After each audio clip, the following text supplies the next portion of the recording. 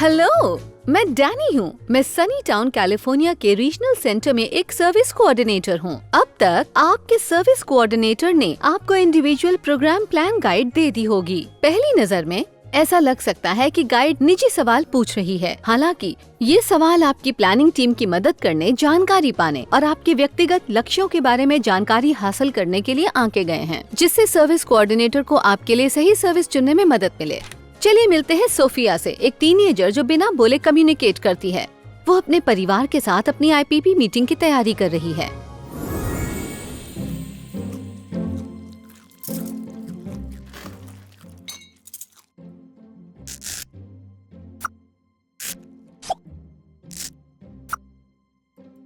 Social pool nervous?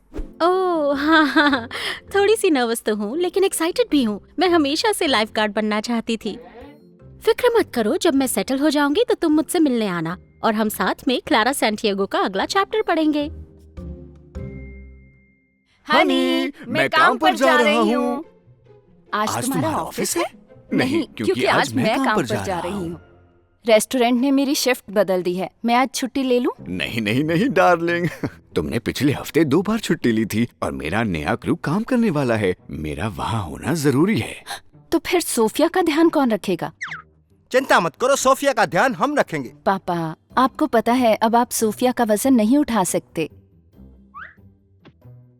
मैं घर पर रुक सकती हूँ। नहीं, तुम्हारा शुक्रिया बेटा, लेकिन हमने वादा किया था कि समर में तुम काम कर सकती हो। हम कोई ना कोई तरीका जरूर निकाल लेंगे। कोई बात नहीं, परिवार सबसे पहले आता है। पर सोफिया मुश्किल बड़ी है, कुछ ना कुछ तो करना पड़ेगा। इसके बारे में सोचना पड़ेगा, तकलीफ होगी।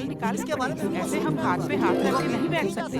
देखिए ये बच्ची है, इसे कुछ भी हाँ, आप मेरी बात ये समझ नहीं है इन बातों को। कोई सुन ही नहीं रहा। छोटी बात नहीं है। मैं रुकने को तैयार हूँ। और फिर पेरिस? हम ऐसे उसको नहीं छोड़ेंगे। वो तो हमेशा नहीं नहीं, इसके बारे में जरूर सोचना हम उसको पड़ेगा। अकेला नहीं छोड़ सकते। सोचना अरे वो चाहिए। ऐसे थोड़ी रहेगी जैसा वो इसमें कोई दिक्कत की बात नहीं, ऐसा ही कुछ उसके करेंगे। बारे में सोचना ही इतना पड़ेगा। मत सोचिए। तो हमेशा अपनी जिद करती है। सोफिया, बेटा तुम कहाँ जा रही हो? लगता है सोफिया पेरिस जाना चाहती है और डिटेक्टिव बनना चाहती है। इसी में उसकी खुशी है।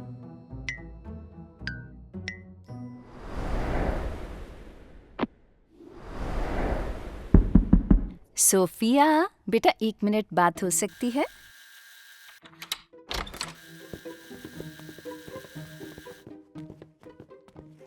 हे, तुम ये भूल गई। सोफिया, हमें बात करनी चाहिए। सोफिया बात नहीं कर सकती। मुझसे चालाकी मत करो। बेटा, हमें माफ कर दो। तुम्हारी जिंदगी के फैसले हम ले रहे थे जो गलत था, और तुम अपनी मर्जी से जीना चाह रही थी जो अच्छी बात है। पेरिस की बजाय क्यों ना हम विनी का भेजा हुआ IPP वर्कबुक यूज करें, ताकि तुम्हारे बनाए प्लान्स में सब तुम्हारी मदद कर सकें। कोशिश करना चाहोगी?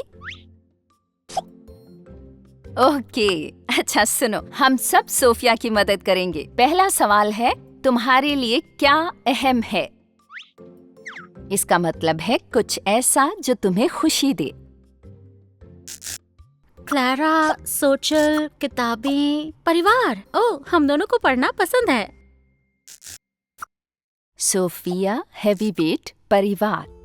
तुम्हें लगता है तुम हम पर बोझ हो? बिल्कुल नहीं बेटा। Social, heart, pool. फिक्र मत करो, मैं अगले साल काम करूंगी। नहीं, तुम्हें अपनी जिंदगी जीनी चाहिए बेटा। तुम दोनों को भी। अगला सवाल है, आपके लिए क्या चीज महत्वपूर्ण है? जैसे वो चीजें जो आपको स्वस्थ, सुरक्षित और अपने समुदाय से जोड़े रखती हैं।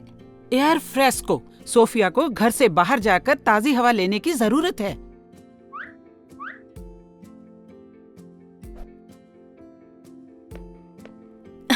तुम बुक स्टोर पर ज्यादा वक्त बिताना चाहती हो? शायद कोई बुक क्लब हो या कुछ ऐसा जिसमें सोफिया शामिल हो सके। हाँ, मैं इसे लिख लेती हूँ। घर से बाहर ताज़ी हवा लेने जाएं और वीकेंड्स पर बुक स्टोर जाएं। सोफिया, तुमने दोस्त कहा, क्या नए दोस्त बनाना महत्वपूर्ण है? चलो ये भी लिख लेते हैं। ओके फैमिली, अगला सवाल है,